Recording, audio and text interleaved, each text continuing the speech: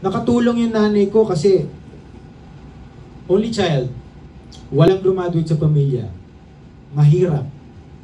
Tapos, nag-honor ka first, grade 1. Automatic yung buong pamilya mo, okay, focus tayo dito sa batang to. May ganyan yan eh. Okay, puhunan to. May ganyan yan eh. Nakatulong po yung suporta nilang ganun.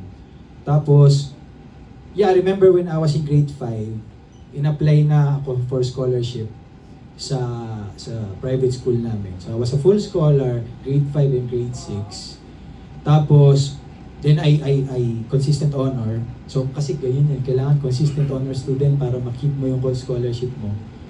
Tapos, kaso yung director ng school na nagbigay sa akin ng scholarship, parang nilipat na siya ng ibang school. So, dinigyan yung scholarship sa akin. Instead of going there for high school, lipat ako ng public school para mas mura. Pero nagpapasalamat ako na lipat ako sa public school kasi mas kaunti ang estudyante sa private school. So, honor student ako.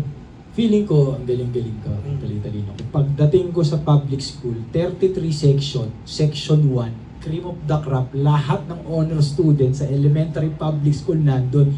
Feeling ko, ay, hindi pala ako magaling, hindi pala ako ganun katalino. So, I always see the blessing in every situation eh. So, I think na-push din ako nun. Competitive nature po kasi ako, may competitive nature ako.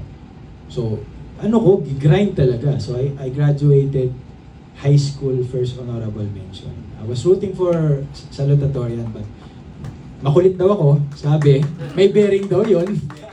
So, hindi ko nakuha.